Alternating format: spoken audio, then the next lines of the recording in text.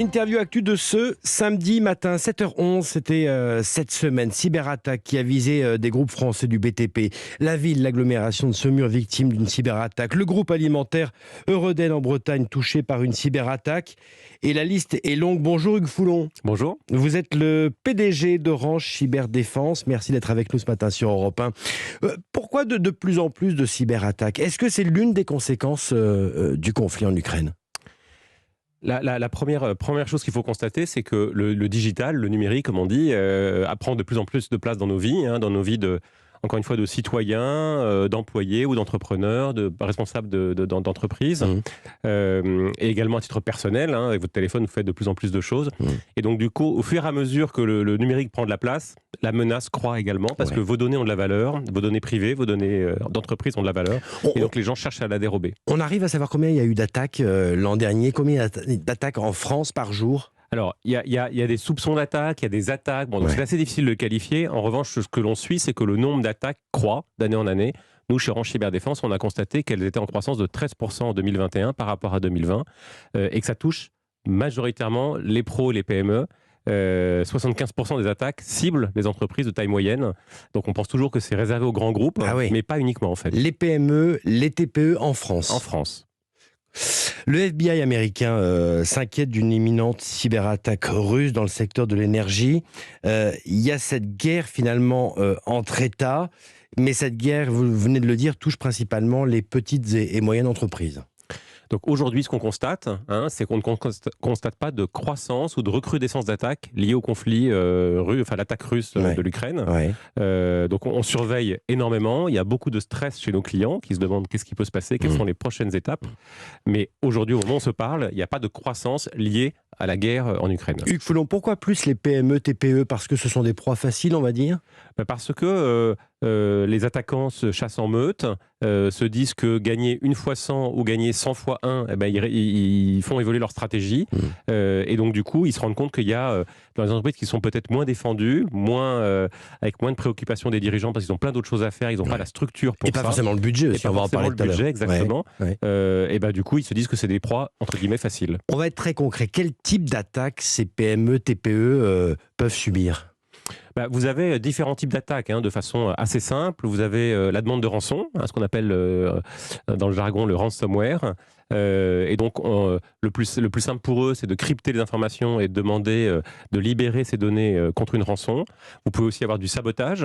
Vous pouvez avoir du vol de données. Vous pouvez avoir de l'espionnage. Donc, vous avez tous ces types d'attaques et toutes les entreprises de toute taille sont soumises à ce type d'attaque. Et qui est derrière ? Vous arrivez à savoir qui sont ces cybercriminels ?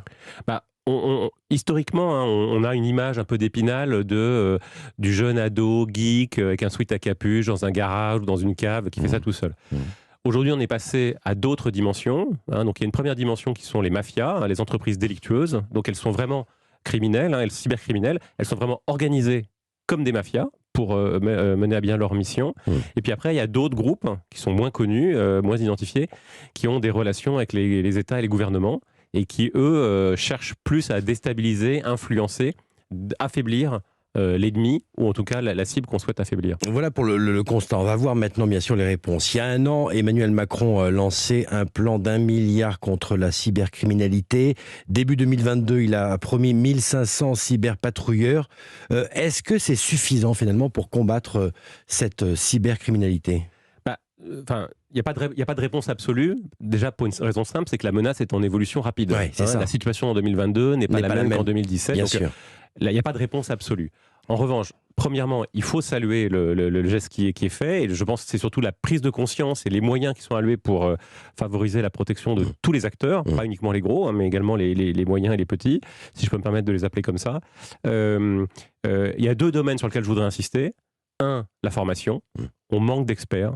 Ça veut dire que c'est un secteur qui recrute énormément. Quel profil vous recrutez par exemple ? Nous, on recrute des gens qui sortent du bac plus 2, bac plus 5, jusqu'à des ingénieurs, ou des gens qui ont fait des parcours de carrière dans l'audit par exemple, et qui veulent aller comprendre ce qui se passe en cybersécurité. Donc, il y a vraiment des... Et donc, chez Orange Cyberdéfense, on est 2500, on a recruté 650 personnes l'année dernière, dont 350 en France. Donc c'est massif à l'échelle de notre société.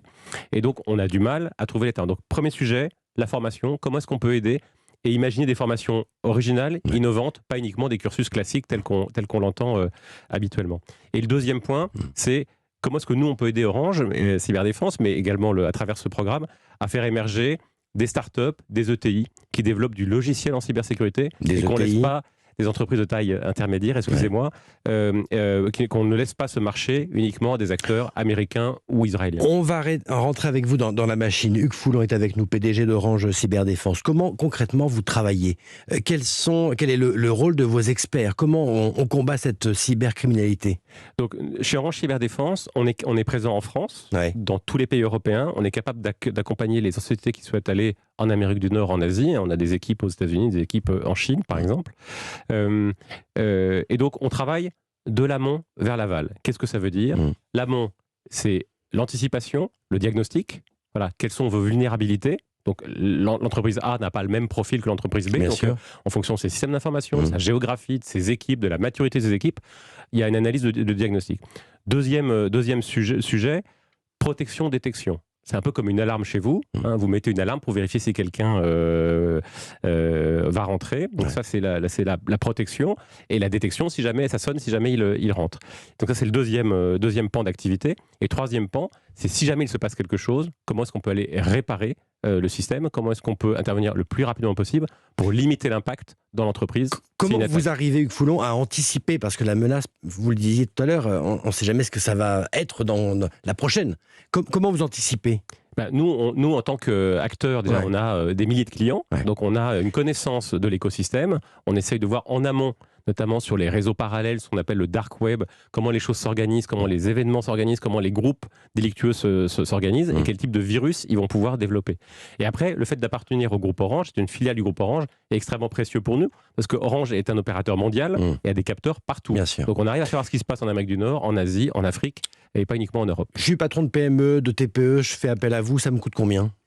Donc aujourd'hui, on a lancé une offre pour les pros PME au mois de février qui s'appelle Cyberprotection et donc qui permet d'avoir toute l'intelligence d'Orange Cyberdéfense et ça coûte 10 € par poste. Donc si vous avez un architecte, vous avez quelques postes, voilà, vous avez le budget qu'il faut consacrer pour un premier niveau de protection. Je suis un particulier, est-ce que je peux faire appel à vous, par exemple, pour lutter contre une cybercriminalité possible ? Écoutez, on y réfléchit, pas encore. Donc Orange Cyberdéfense n'est pas encore présent sur le marché des particuliers. Mais vous y pensez sérieusement ? Mais on y pense sérieusement. On pourra prendre un forfait comme on prend un forfait Exactement, parce qu'on pense qu'il y a une vraie valeur et que de plus en plus, les gens qui avant soit ne s'en préoccupaient pas, soit pensaient que leur Mac était protégé, soit éventuellement acheter un antivirus, vont avoir besoin de plus de protection. Donc ça va arriver, je vous le dis ce matin. Pour terminer, pour être très concret, l'ANSSI, qui est l'Agence nationale de sécurité et des systèmes d'information, recommande aux entreprises de rester en alerte en ce moment précisément.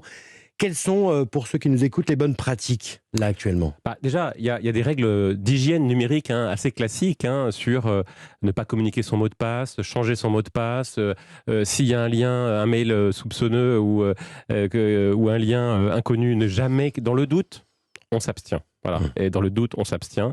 C'est pas je clique et je vais voir, parce que généralement, il est trop tard et le virus a pénétré votre système d'information. Et si vous avez un doute ou un incident, prévenir son responsable informatique ou prévenir Orange Cyberdéfense, et on interviendra pour diagnostiquer et réparer le système. Mais vous dites que la menace est réelle en ce moment. Oui, alors je voudrais pas, on est samedi matin, donc je voudrais pas pour votre auditoire être forcément anxiogène ou d'avoir l'air paranoïaque. Mais la question que nos clients se posent, c'est pas est-ce qu'on va se faire attaquer, c'est quand est-ce qu'on va se faire attaquer. Voilà. C'est ça la question que se posent nos clients. Donc oui, le numérique propose des trucs formidables, mais également des risques. Le PDG d'Orange Cyberdéfense, Hugues Foulon, ce matin sur Europe 1. Merci à vous. Merci.